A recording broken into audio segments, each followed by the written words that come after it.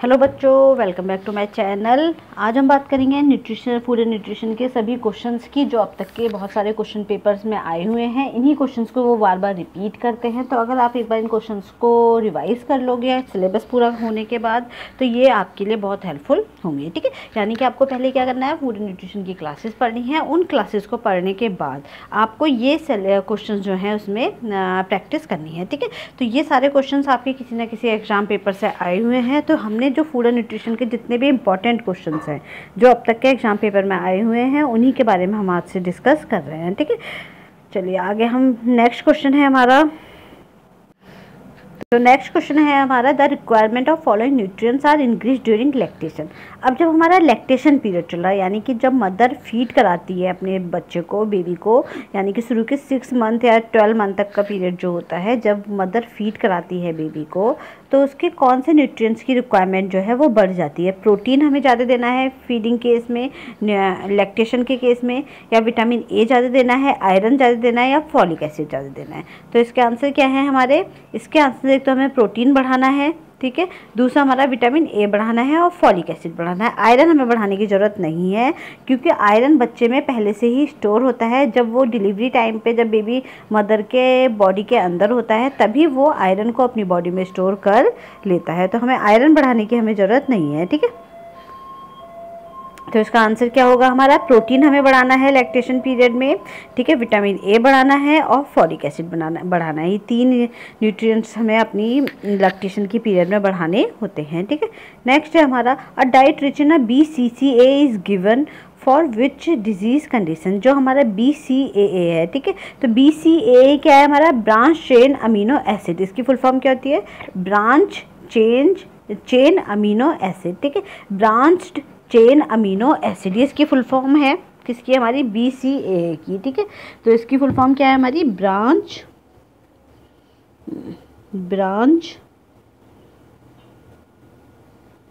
Chain amino acid. ठीक है, branch chain amino acid, ये इसकी क्या है, फुल फॉर्म है। ठीक है, अमीनो एसिड। ठीक है, ये कौन से होती है, जिसमें छोटी चेन पाई जाती है। ठीक है, यानी कि जो अमीनो एसिड हैं हमारे, मान लीजिए 1 अमीनो एसिड है, 2 अमीनो एसिड है, 3 अमीनो एसिड है, इस तरीके से बहुत सारे अमीनो एसिड जो हैं वो जुड़े हुए हैं। तो हमारे बहुत सारी लंबी चेन वाले अमीनो एसिड भी होते हैं, तो ब्रांच चेन वाले होते हैं जिनमें हमारे कम अमीनो एसिड जुड़े होते हैं, जो छोटे होते हैं। ठीक है, तो उनको तोड़ने में भी बॉडी को क्या होता है, कम मेहनत करनी पड़ती है।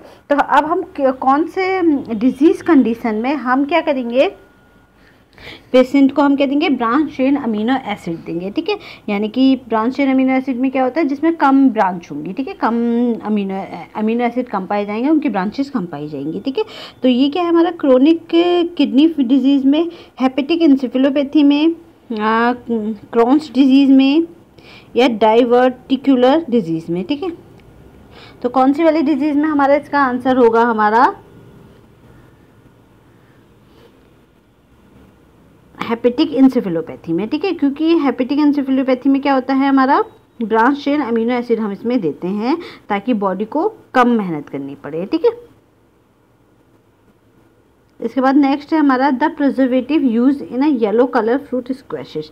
हमारा जो येलो कलर के जो फ्रूट होते हैं, स्क्वैशेस यानी कि फ्रूट जूस वगैरह जो होते हैं येलो कलर के, उसमें कौन सा प्रिजर्वेटिव जो है हम यूज़ करते हैं। तो कौन सा यूज़ करते हैं, हमारा आंसर है सोडियम बेंजोएट। ठीक है, कौन सा प्रिजर्वेटिव हम यूज़ करते हैं, सोडियम बेंजोएट। ठीक है, कई तरह के प्रिजर्वेटिव हम यूज़ करते हैं, पहले हमने देखा भी था प्रिजर्वेटिव 1 और प्रिजर्वेटिव क्लास 1 और 2। हमने एक क्वेश्चन पहले भी देखा हुआ है। क्लास 1 में कौन से होते हैं, जो सारे हमारे नेचुरल प्रिजर्वेटिव होते हैं। ठीक है, क्लास 2 में कौन से वाले प्रिजर्वेटिव्स आते हैं, जो हमारे केमिकल्स वाले होते हैं। तो ये कौन सा प्रिजर्वेटिव है, सोडियम बेंजोएट हमारे केमिकल्स वाला है, यानी कि क्लास 2 प्रिजर्वेटिव है। ये हम पहले भी पढ़ चुके हैं। तो सोडियम बेंजोएट को हम किस में यूज़ करते हैं, जो भी हमारे येलो कलर के फ्रूट स्क्वैशेज होते हैं। ठीक है, स्क्वैश मतलब जो हमारे जूसेस होते हैं। ठीक है, उसमें हम इसको यूज़ करते हैं। फिर है anaemia cause by vitamin B12 deficiency, vitamin B12 की डिफिशियंसी से कौन सा वाला एनीमिया होता है? तो कौन सा एनीमिया होता है हमारा? पर्नीशियस एनीमिया होता है। ठीक है, पर्नीशियस एनीमिया हमारा किसकी कमी से होता है? विटामिन B12 की कमी से होता है। ठीक है, और ये जो माइक्रोसाइटिक एनीमिया है ये हमारा किसकी कमी से होता है? ये हमारा आयरन की कमी से हो सकता है। सिकल सेल एनीमिया हमारा किसकी कमी से होता है? सिकल सेल एनीमिया जो है ये हमारा एक जेनेटिक डिसऑर्डर है। ठीक है, ये हमारे कोई किसी न्यूट्रिएंट्स की कमी से नहीं होता, हमारे जीन्स में ही प्रॉब्लम होती है, तब हमारी जो सेल्स हैं, जो आरबीसी होती है वो सिकल शेप की हो जाती हैं। ठीक है, मतलब कि वैसे नॉर्मल शेप क्या होता है आरबीसी का, ऐसा होता है, लेकिन सिकल में वो इस तरीके की हो जाती हैं। ठीक है, तो ये हमारा सिकल सेल एनीमिया हमारा कोई न्यूट्रिशनल डिजीज़ नहीं है, बल्कि ये क्या है? एक जेनेटिक डिजीज़ है। तो इसका आंसर क्या है? Pernicious anaemia. ठीक है, फिर other emulsification agents found in egg is, तो एग में जो हमारा इमल्सिफाइंग एजेंट पाया जाता है, तो एग में कौन सा इमल्सिफाइंग एजेंट पाया जाता है? ये पढ़ाया है हमने, पहले भी एक क्वेश्चन में हमने देखा था। कौन सा पाया जाता है एग के अंदर? लिसिथिन पाया जाता है। ठीक है, कौन सा पाया जाता है? लिसिथिन पाया जाता है, जो एग योक होता है। किसमें पाया जाता है ये? एग योक में। ठीक है, जो एग का येलो वाला पार्ट होता है उसके अंदर हमारा लिसिथिन पाया जाता है। इस लिसिथिन का काम क्या होता है? जैसे आपने देखा होगा मायोनीज। ठीक है, मायोनीज जो हम बनाते हैं, जो हम मार्केट में मिलती है ना मायोनीज, क्रीम की तरह होती है, तो उस मायोनीज में जो हमारी कंसिस्टेंसी है वो बिल्कुल इक्वल रहती है, यानी कि स्मूथ सा सरफेस रहता है उसका। क्यों? क्योंकि उसमें क्या डालते हैं हम? लिसिथिन डालते हैं, और लिसिथिन उसको क्या करता है? हमारे फैट को स्मूथ कर देता है। ठीक है, कैसे? अगर मान लीजिए मुझे फैट को और वाटर को एक साथ मिलाना है, जैसे अगर ऑयल को मुझे वाटर के साथ मिलाना है, तो ऑयल कभी भी वाटर में मिलेगा नहीं, लेकिन अगर मैं लिसिथिन डाल दूंगी, ठीक है, तो लिसिथिन अगर मैं उस वाटर उसमें डाल दूंगी, जो भी मैं लिक्विड बना रही हूँ ऑयल और वाटर का, तो वहाँ क्या लगेगा? मुझे ऐसा लगेगा कि वो एक साथ में मिक्स हो चुके हैं, ऑयल और वाटर। वैसे वो एक्चुअली मिक्स होते नहीं है, लेकिन लिसिथिन में लिसिथिन क्या करता है? लिसिथिन एक साइड से ऑयल को पकड़ लेता है और एक साइड से वाटर को पकड़ लेता है। ठीक है, दोनों को पकड़ करके बीच में लिसिथिन है, तो हमें ऐसा लगता है कि दोनों मिल गए हैं, यानी कि एक स्मूथ कंसिस्टेंसी हमें मिलती है। हमें ऐसा लगता है कि जो हमारा ऑयल है वो वाटर में क्या हो गया? मिक्स हो गया है। ठीक है, घुल गया है वाटर के अंदर। तो ये इमल्सिफाइंग एजेंट होते हैं, इनका काम क्या होता है? वाटर के अंदर या ऑयल के अंदर वाटर को घोलना है, या वाटर के अंदर ऑयल को घोलना है। ठीक है, दोनों को एक तरह से मिक्स कर देना, ऐसा लगे हमें देखने में। वैसे अगर देखा जाए तो वो मिक्स होते नहीं है, लेकिन देखने में वो ऐसे लगते हैं कि जैसे मिक्स हो गया, वाटर के अंदर ऑयल मिक्स हो चुका है। वो जैसे अगर हम वैसे हम नॉर्मल अगर वाटर पे अगर ऑयल डालेंगे तो ऊपर ऊपर तैरता रहेगा, वो उसके अंदर साथ मिक्स नहीं होता है। ठीक है, लेकिन लिसिथिन को हम अगर यूज़ करके डालेंगे तो हमें ऐसा लगेगा देखने में जैसे कि वाटर के अंदर हमारा क्या हो चुका है? लिसिथिन मिक्स हो चुका है। ठीक है, तो ये हमारा लिसिथिन है इसका आंसर। एग तो एग योक में पाया जाता है, लिसिथिन बोलते हैं। बहुत इंपॉर्टेंट क्वेश्चन है ये, हर साल हर एग्जाम में पूछता ही रहता है वो। ठीक है, तो इमल्सिफाइंग एजेंट है ये हमारा। कौन सा एजेंट है? इमल्सिफाइंग। इमल्सिफाइंग मैंने आपको क्या बताया था? इमल्सिफाइंग जब हम बाइल जूस पढ़ा था हमने, तब भी हमने देखा था इमल्सिफाइंग का मतलब क्या होता है? जो बड़ी बूंदें हैं फैट की, उसको छोटी छोटी बूंदों में डाल करके वाटर में इस तरीके से फैला देना कि आपको वो बूंदें दिखाई ना दे और ऐसा लगे जैसे कि मिक्स हो गई हैं। ठीक है, और यही लिसिथिन करता है। लिसिथिन उन बूंदों को इस तरीके से पकड़ लेता है कि वो ऐसा लगता है कि सब मिक्स हैं। ठीक है, बिल्कुल एक साथ एक स्मूथ कंसिस्टेंसी, हमें एक समानता दिखाई देती है, कहीं भी फैट या वाटर अलग अलग नहीं दिखाई देता है। इसका एक सबसे अच्छा एग्जाम्पल हमारी मायो है, मायोनीज जो हम खाते हैं। ठीक है, इसके बाद नेक्स्ट है हमारा, इसका आंसर है लिसिथिन। फिर ये है लिस्ट 1 और लिस्ट 2। ठीक है, लिस्ट 1 और लिस्ट में हमें क्या लगाना है? एग मार्क, FPO, ISI और वुल मार्क। ठीक है, इसमें हमें देखना है इसके सामने वाले जो हमारे लिस्ट 2 है उसके साथ हमें मैच करना है। तो एग मार्क क्या होता है? एग मार्क को इस तरीके से याद रख सकते हैं एग्रीकल्चर मार्क से। ठीक है, ये एग मार्क किसमें मिलेगा? जितने भी एग्रीकल्चर प्रोडक्ट्स हैं उसमें हम क्या देते हैं? एग मार्क देते हैं। तो एग्रीकल्चर इसमें क्या है? एग्रीकल्चर है हमारा हनी। ठीक है, हनी किस में आता है? हनी का जो प्रोडक्शन होता है वो हमारे किस में आता है? एग्रीकल्चर में आता है। ठीक है, एग्रीकल्चर में आता है। फिर है FPO। FPO क्या है? Fruit product act. तो FPO में हमारा क्या है? Food product order. ठीक है, तो इसमें क्या है हमारा? फ्रूट से रिलेटेड। तो फ्रूट से रिलेटेड आपको इसमें क्या दिखाई दे रहा है? हमारा स्क्वैशेस दिखाई दे रहे हैं। ठीक है, स्क्वैश मतलब जो जूसेस हम बनाते हैं। ठीक है, एग्रीकल्चर से रिलेटेड आपको क्या दिखाई दिया है? हनी दिखाई दिया है, ठीक है। फिर हमारा वुल मार्क है, वुल मार्क तो सिंपल आप देखोगे तो आपको शॉल से दिखाई देगा। और ISI, क्योंकि वुल से क्या बनता है, शॉल बनता है, तो इसमें तो इतना दिमाग लगाने की जरूरत नहीं है, कोई रॉकेट साइंस नहीं है ये। और ISI हमारे ISI हम किस में देंगे, बिस्किट में देंगे, ठीक है। बिस्किट में क्यों देंगे ISI को, क्योंकि ये हमें क्या दिखाता है, स्टैंडर्डाइजेशन दिखाता है हमारे प्रोडक्ट का क्या लेवल है, ठीक है। तो हमारा ISI में क्या आएगा, बिस्किट आएगा, ठीक है। ISI हमारा क्या है, इंडियन स्टैंडर्ड इंस्टीट्यूशंस, ठीक है, ये हमारा ISI है, ठीक है। तो ये हमारे क्या है, ये हमें मार्क्स देते हैं। तो हमारे पास ऑप्शन क्या हो गया, ऑप्शन है हमारा एग मार्क, हमारा हनी हो गया क्योंकि एग्रीकल्चर से रिलेटेड हनी है। FPO हमारा फ्रूट प्रोडक्ट ऑर्डर हमारा स्क्वैशेस से रिलेटेड होगा, क्योंकि फ्रूट से हमारे क्या बनते हैं, स्क्वैश बनते हैं, तो उसके लिए हम कौन सा मार्क लेंगे, FPO लेंगे। ISI मार्क हम कहाँ लेंगे, बिस्किट में लेंगे। और वुल मार्क हम कहाँ लेंगे, शॉल में लेंगे, ठीक है। इसके बाद नेक्स्ट है हमारा क्वेश्चन। अब ये क्वेश्चन बहुत इंपॉर्टेंट है, किसी न किसी रूप में जेलेटिनाइजेशन, कैरमलाइजेशन, पास्चराइजेशन, डेक्स्ट्रोनाइजेशन, होमोजेनाइजेशन, ये आते ही रहते हैं, ठीक है। तो इसमें से जेलेटिनाइजेशन हमारा किस में होगा, जेलेटिनाइजेशन क्या होता है, जब हमारा जेलेटिनाइजेशन क्या होता है, जब हमारा जो जेल फॉर्म में हमारा स्टार्च हमारे किस में आ जाता है, जेल फॉर्म में आ जाता है, तो उसको हम क्या बोलते हैं, जेलेटिनाइजेशन बोलते हैं, ठीक है। तो जेल फॉर्म में इसमें क्या है बताओ, कौन क्या सॉफ्ट होगा, तो सिंपल सी बात है, बॉइल्ड राइस, ठीक है। बॉइल्ड राइस हमारे क्या होंगे, सॉफ्ट हो जाते हैं, जेल फॉर्म में आने लगते हैं, ठीक है, यानी कि सॉफ्ट हो जाता है ना, जेल फॉर्म में आने लगता है। तो जेलेटिनाइजेशन किस में देखने को मिलता है, बॉइल्ड राइस में देखने को मिलता है। आप उसे बहुत ज़्यादा बॉइल करते जाओगे तो ये आपको क्या दिखाएगा, जेलेटिनाइजेशन में ही ये आएगा, ठीक है। फिर है कैरमलाइजेशन। कैरमलाइजेशन हम किस में देखते हैं, आइसक्रीम में, चपाती में, या फिर मिल्क में, या फिर पीनट, ये हमारी वो है जो चिक्की आती है ना, उसकी मूंगफली की चिक्की।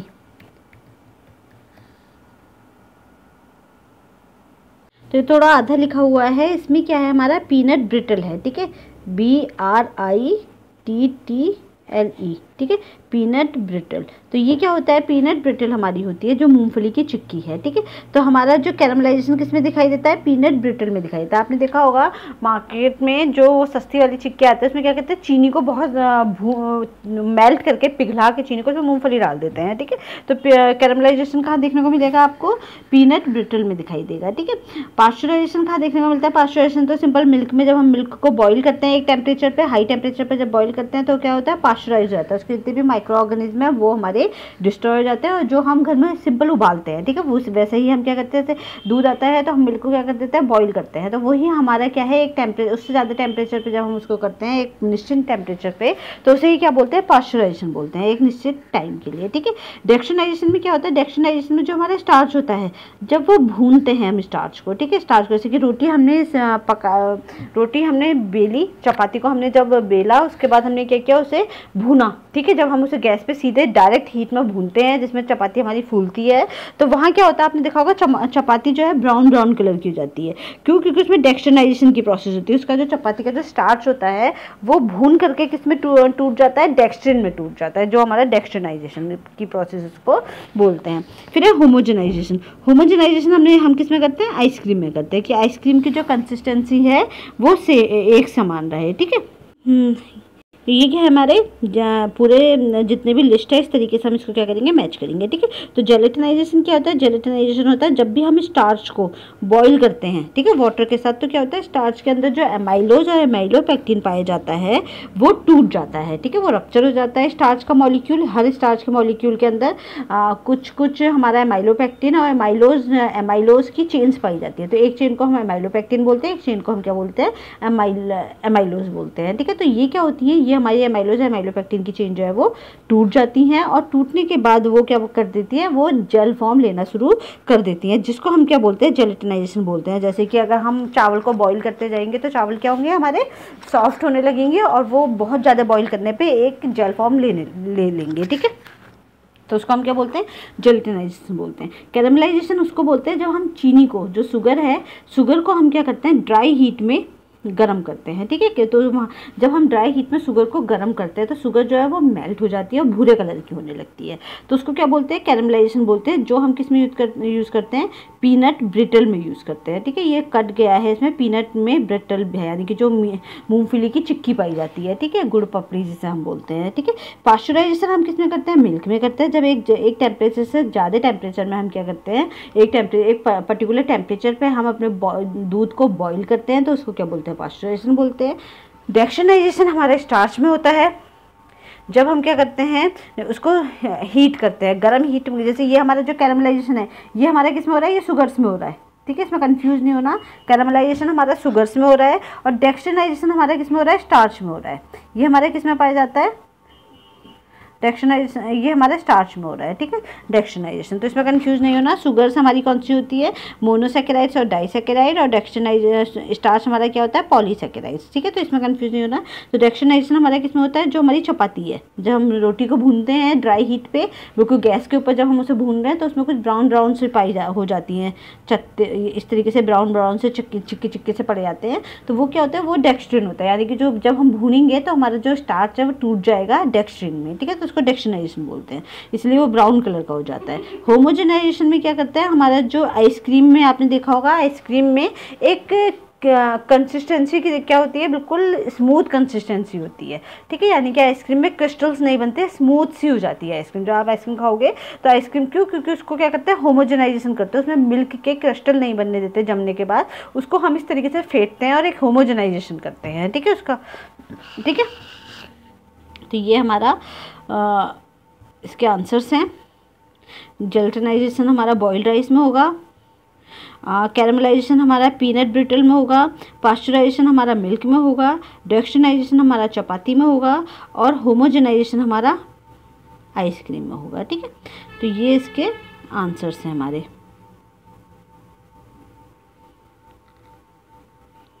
ठीक है, इसके बाद नेक्स्ट है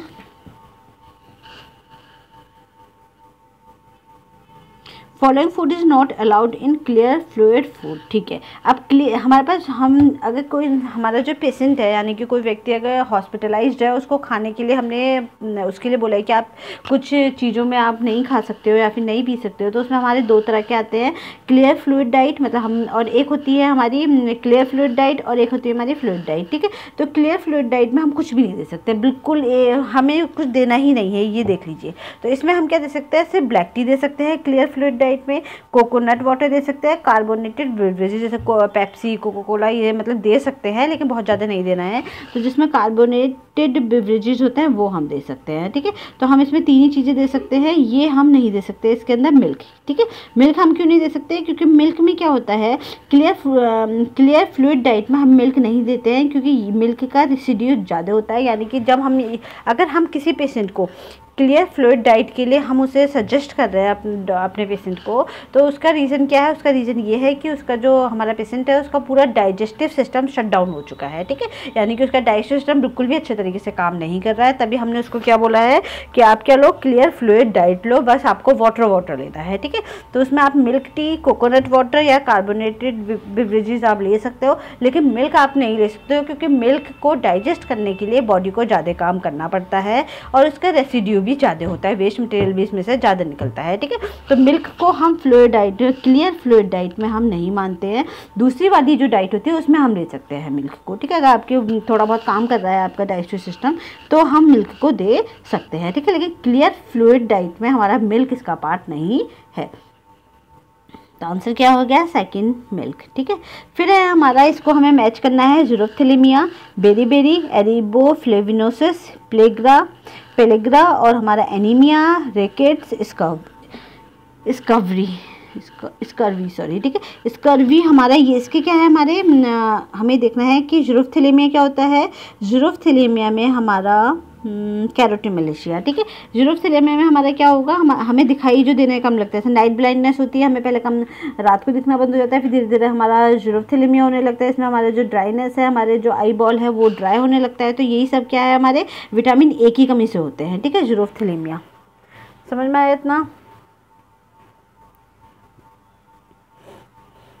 ज़ीरोफ्थिलीमिया हमारा, और ये क्या है, इसी के आगे की जो एक्सट्रीम स्टेज है वो कैरोटीमलेशिया है, ठीक है। तो यूरोथैलेमिया के साथ हमारा क्या आएगा, कैरोटीनोमैलेशिया आएगा। फिर है बेरी-बेरी। तो बेरी-बेरी में हमारा क्या होता है, ग्लोसिटाइटिस, क्लोंचिया, बोलेक्स, petechial haemorrhages, diarrhoea and dementia and neuropathy. तो बेरी-बेरी में हमारे क्या होगा, न्यूरोपैथी होगा। ठीक है, बेरी-बेरी में हमारे क्या होता है, न्यूरोपैथी होता है, क्योंकि बेरी-बेरी में हमारा दिमाग सटक जाता है और ये इफेक्ट करता है हमारे ब्रेन पे। ठीक है, तो इसको क्या बोलते हैं, न्यूरोपैथी बोलते हैं। इसके बाद नेक्स्ट है हमारा एरिबोफ्लेविनोसिस। ठीक है, इसमें क्या होता है, हमारा एरिबोफ्लेविनोसिस में हमारा ग्लोसिटाइटिस होता है। ठीक है, ग्लोसिटाइटिस हमारा एरिबोफ्लेविनोसिस में होता है। एरिबोफ्लेविनोसिस किसकी कमी से होता है, विटामिन B2 की कमी से, जो हमारा राइबोफ्लेविन है उसकी कमी से हमारी बीमारी कौन सी होती है, एरिबोफ्लेविनोसिस होती है। इसके अंदर हमें क्या होता है, ग्लोसिटाइटिस वाली प्रॉब्लम इसके अंदर पाई जाती है। ठीक है,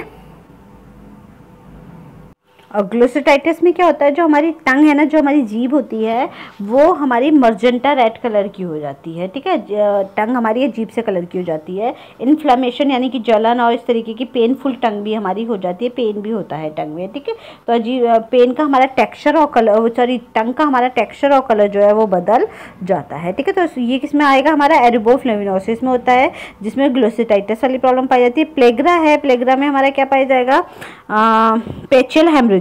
ठीक है, पेचियल हेमरेजेस में क्या होता है, हमारा हेमरेज मतलब होता है हमारी जो वेन्स होती है ना वो फट जाती हैं, जो हमारी नसें होती हैं वो फट जाती है और इंटरनल ब्लीडिंग होने लगती है, कहीं कहीं पैचेस पड़ने लगते हैं बॉडी में। ठीक है, जैसे कि बॉडी की नसें क्या होंगी, अंदर की तरफ से, इंटरनल की तरफ से वो फट जाएंगी और वो ब्लड को लीक करने लगेंगे और उससे पैचेस पड़ जाएंगे। ठीक है, तो ये क्या है, हमारा पेचियल हेमरेजेस है। ठीक है, फिर एनीमिया है। एनीमिया में हमारा क्या होता है, कोलेंचिया होता है। ठीक है, एनीमिया में हमारा क्या होता है, कोलेंचिया होता है। कोलेंचिया का मतलब क्या होता है, जो हमारे नेल्स होते हैं वो हमारे वीक होते हैं और पेपरी थिन नेल्स हमारे होते हैं। ठीक है, ये हमारी एनीमिया का सिम्टम है।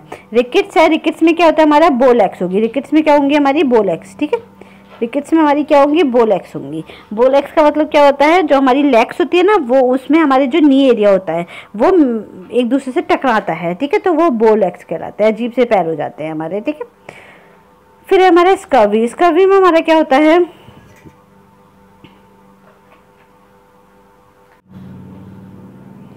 ओके ठीक है, सॉरी ये इसमें एक कन्फ्यूज़न हो गया है। प्लेग्रा में क्या होता है, हमारा प्लेग्रा में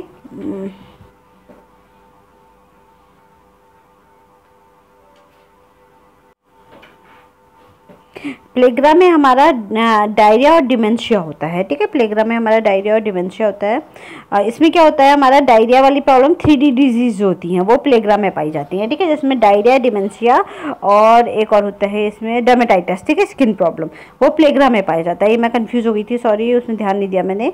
तो स्कर्वी का है हमारा पेचियल हेमरेजेस। ठीक है, स्कर्वी है आपको विटामिन C की कमी से कौन सा होता है, स्कर्वी होता है। तो स्कर्वी की कमी से हमारे कन्फ्यूजन से क्या हो सकता है, हमारा पेचियल हेमरेजेस हो सकता है, मतलब कि हमारे बॉडी जो है, जो ब्लीडिंग है, हमारी इंटरनल ब्लीडिंग हो सकती है। ठीक है, तो समझ में आ गया इसका, सॉरी इसमें थोड़ा सा कंफ्यूज हो गई थी। प्लेग्रा में हमारा डायरिया और डिमेंशिया है, 3D डिजीज पाई जाती है इसमें।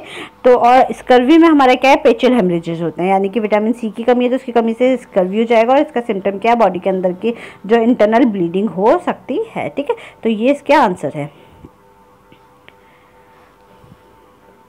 चलो थैंक यू एवरीवन, इसको हम नेक्स्ट क्लास में आगे के क्वेश्चंस करेंगे। आज थोड़ा छोटा वीडियो हुआ है, इसके साथ अगर एक वीडियो और बनेगा तो मैं उसको डाल दूँगी। तब तक के लिए इसको पढ़ते रहिए।